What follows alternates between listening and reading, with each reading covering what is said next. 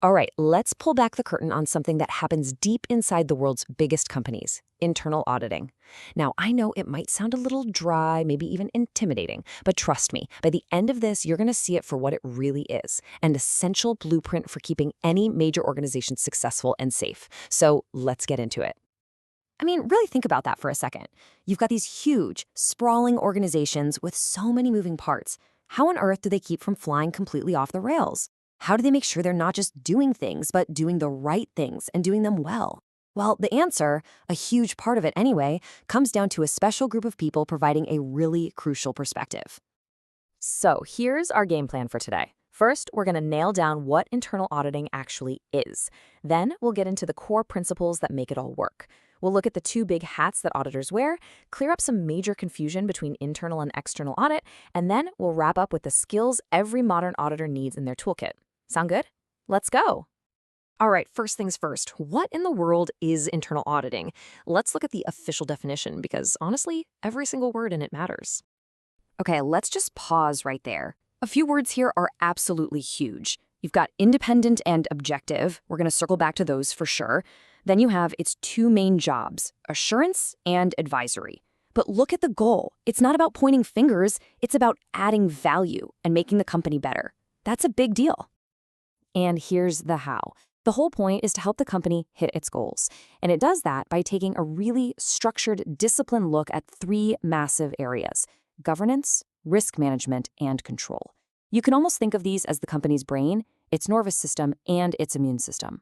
Internal audit checks to make sure they're all working together. I get it. That definition is a bit of a mouthful, but if you break it down like this, it all starts to click. See? It all starts with being independent and objective. That foundation lets them provide services, both assurance and advisory, that genuinely add value. And they do all this using a systematic approach that's laser-focused on improving governance, risk, and control. Okay, so let's dig into those two foundational principles I mentioned: independence and objectivity. These are the absolute bedrock of internal audit. You take these away and the whole thing just crumbles. They're non-negotiable. So what do we mean by independence? Well, this is all about this structure. It means the internal audit department has to be set up inside the company in a way that shields it from any pressure or politics. They need the freedom to look at anything and anyone without interference. So how do you actually pull that off? It's pretty clever, actually. It's this dual reporting structure.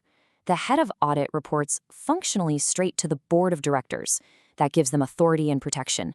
But for all the day-to-day stuff, they report administratively to the CEO.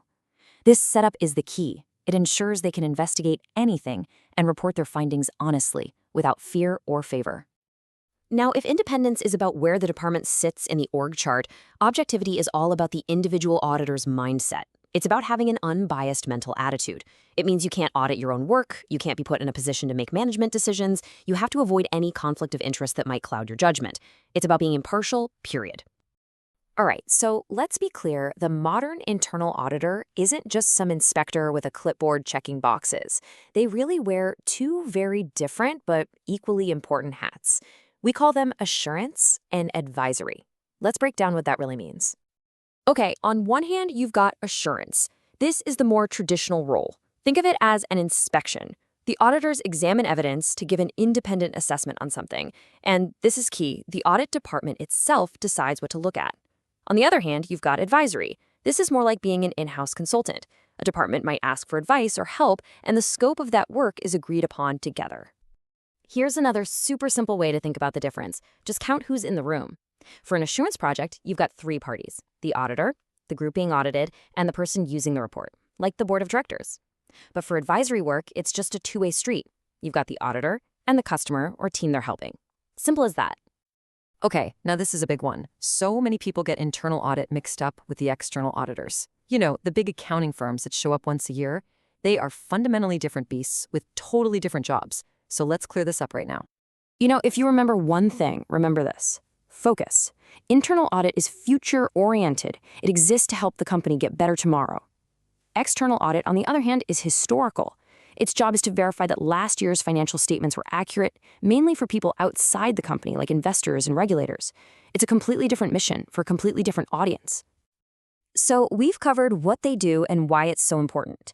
But what does it actually take to be a great internal auditor today? Because let me tell you, it's about a whole lot more than just being good with spreadsheets. To really be that trusted advisor we've been talking about, a modern auditor needs to master 5 core competencies. We call them the 5 C's. First, you've got competence and credibility.